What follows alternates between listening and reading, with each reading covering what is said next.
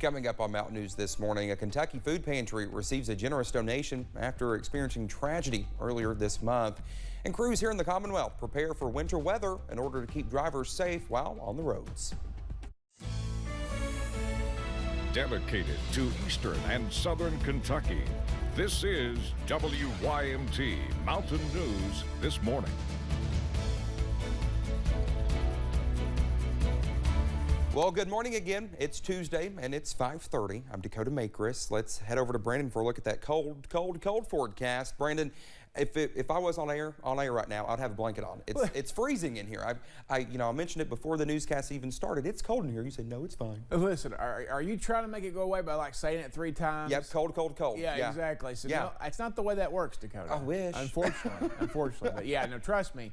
I think it's comfortable in here, but it might be a little bit chilly. I go back and forth myself on that sometimes. But anyway, let's see what's going on this morning. And of course, it's those chilly temperatures, more frost this morning out there. So make sure you give yourself time to get those cars warmed up. 19 Irvin, 17 Monticello, 28 Jacksboro. Everybody else is in the low to mid 20s this morning. That's statewide. 20 degrees in Cincinnati right now. Paducah, 24 Bowling Green, 21 in Lexington, and 23 in the Tri-Cities. Breakfast forecast, get those bowls out. You might actually need to get some oatmeal in those bowls this morning because it's a little bit on the cooler side. And it's going to stay that way through mid-morning, even with the sunshine, so be aware of that. Bundle up as you head out to the bus stop. The last day of school for a lot of kids until after the break, but we'll see sunshine throughout the day, but only 41 a daytime high. Sunrise this morning, 7:22. And sunset tonight at 5:17. I really toyed with putting a clear nighttime icon on the 5 o'clock one, but I left it as sunshine for now. All right, Brendan, thank you. Central Kentucky Food Pantry is getting another big donation after its building burned down.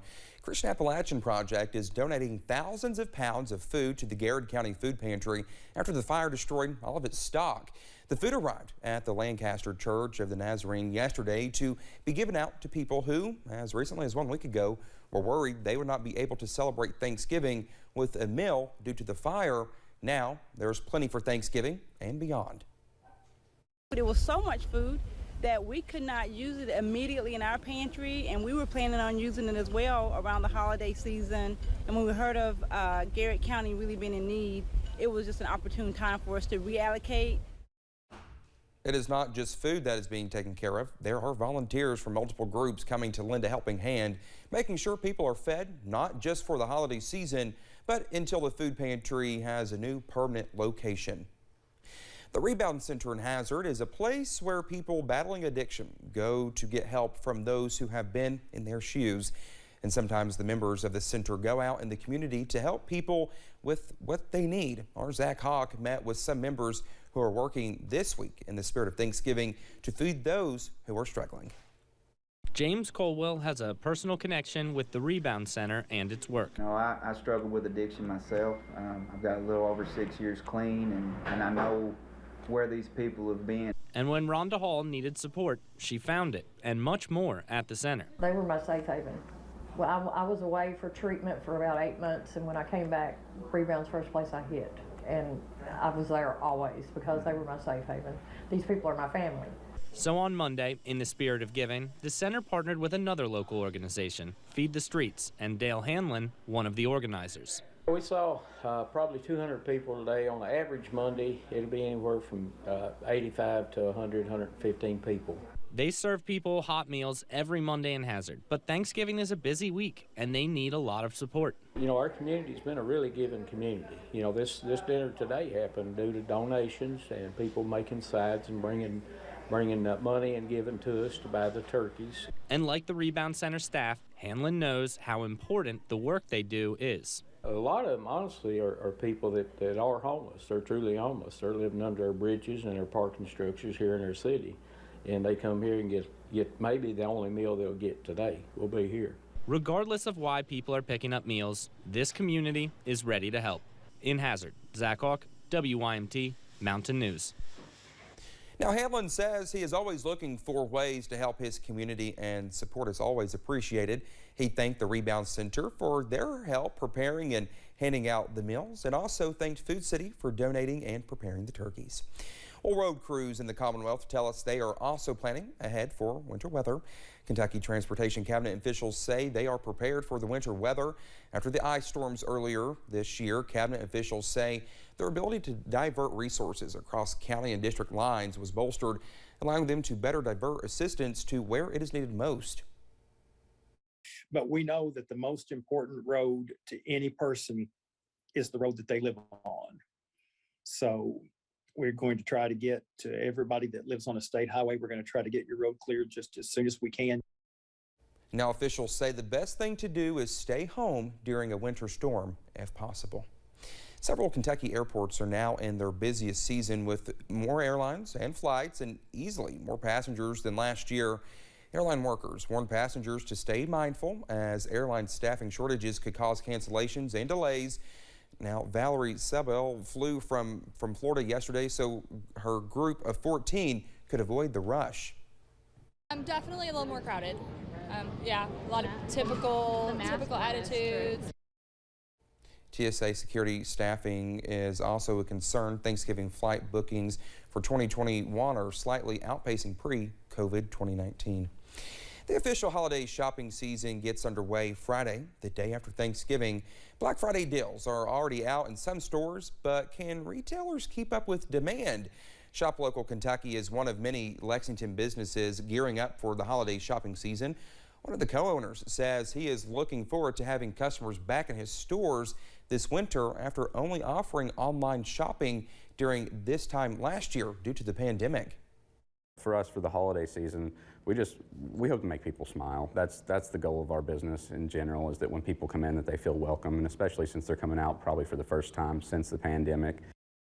Now, due to supply chain issues, business owners advise shoppers to get out to stores early this year to ensure they can check all the items they need off their lists.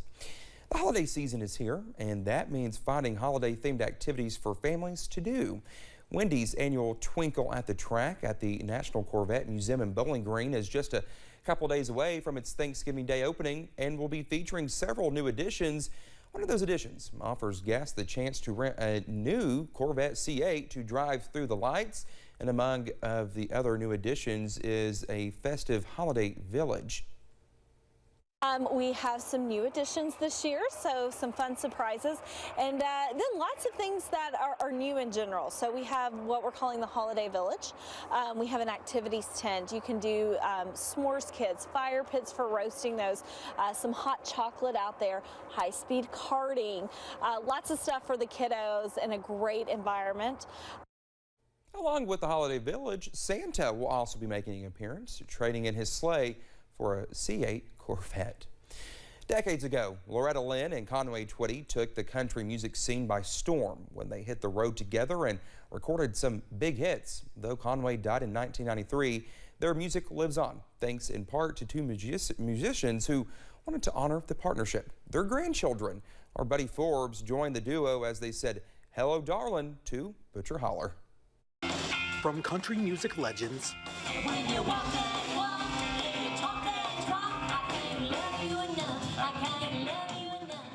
to country music legacies. Bobby always stressed that you need to sing to the women. Said they get it more than the men do. And I never got that until recently, but now I'm starting to see that I think he was correct. You're really working it too. Taylor Lynn and Trey Twitty have been sharing their grandparents' songs and stories for 5 years. These songs are the soundtrack to people's lives. They grew up on these songs.